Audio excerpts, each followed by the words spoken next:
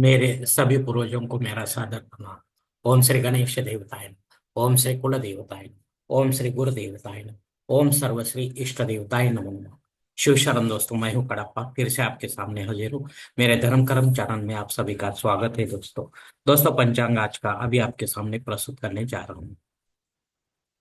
दोस्तों, आज बुधवार तारीख 7 मई 2025, शैलिवान शक 1947 संवत्सर विश्वावसु आयन उत्तर ऋतु ग्रीष्म मास वैशाख पक्ष शुक्ल तिथि। दोस्तों, आज की 10वीं तिथि है। सुबह 10:20 के बाद एकादशी तिथि शुरू होगी। वार बुधवार है।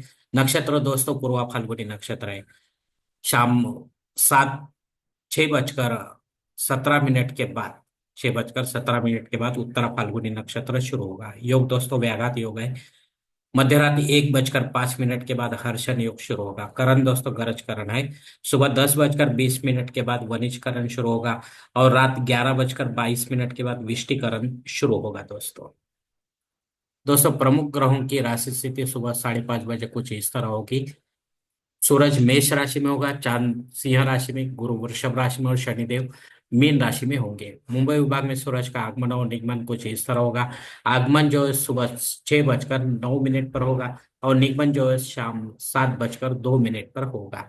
दोस्तों, इसी पंचांग के आधार पर अब हम आज के पूजा के लिए छोटा सा संकल्प छोड़ने जा रहे हैं।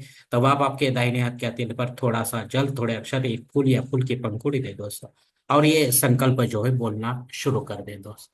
हर ओम शिव शिव शंभुरात्मे प्रवर्तम मानसद ब्रह्मणो द्वितीय पाद श्वेत वराह कल्पे वैवस्वत मन्वंतरे कलियुगे प्रथम पाते जम्बूद्वीपे भरतवर्षे भरतखंडे मेरो दक्षिण दिग्भागे महाराष्ट्र देशे व्यावहारिक चांद्रवाणी शालिवान शक 1947 प्रभुआदि षष्ठी संवत्सर में विश्वासु नाम संवत्सरे उत्तरायणे ग्रीष्म ऋतु वैशाख मासे शुक्ल पक्षे सौम्य वासरे पूर्वा फाल्गुनी नक्षत्र व्याघात योगे गरज करण युक्तायाम दशमे शुभति तो वीर गोत्र में उत्पन्न में कड़प मोह पात्र दुर्दक्ष द्वारा श्री पार्वती पति परमेश्वर प्रीत्यर्थ श्री इष्टलिंग पूजा एवं नित्य देव पूजा करिष्ये।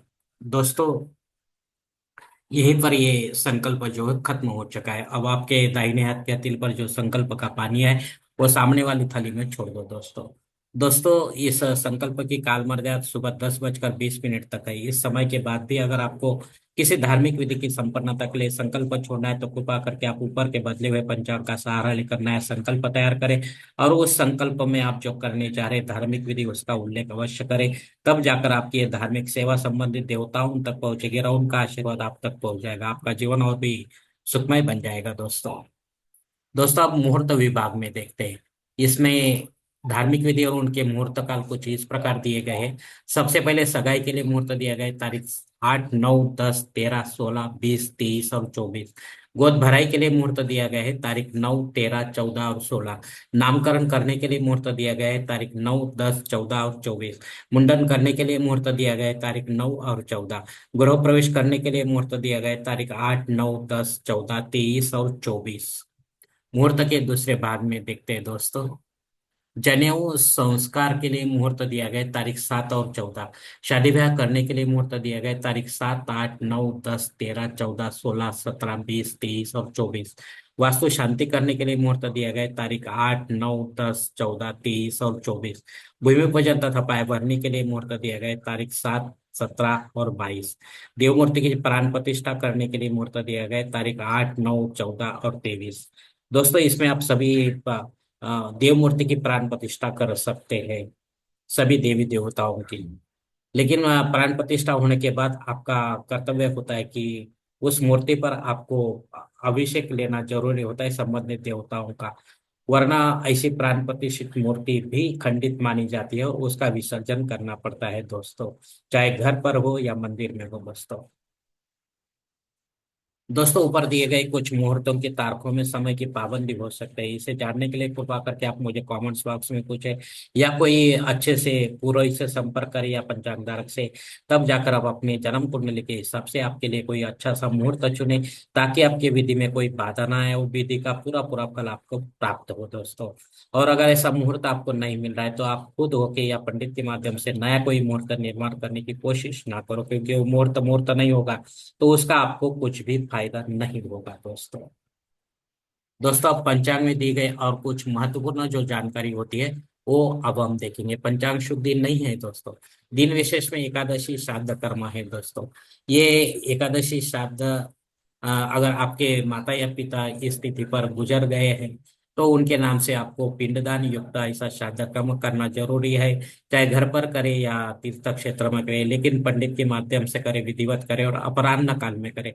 तभी जाकर आपकी पितर से आपके पितरों तक पहुंचेगी और उनका आशीर्वाद आप तक पहुंच जाएगा। आपका जीवन और भी सुलभ बन जाएगा दोस्तों।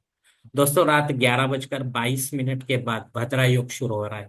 ये राहु के अंडर आने वाला योग होने के कारण ये अशुभ योग है, इसमें महत्वपूर्ण काम ना करें तो अच्छा है दोस्तों। अग्नि धरती पर हाजिर है, इसके लिए आपको नया कोई यज्ञ या कर्मकांड शुरू करना है तो आप कर सकते हो दोस्तों।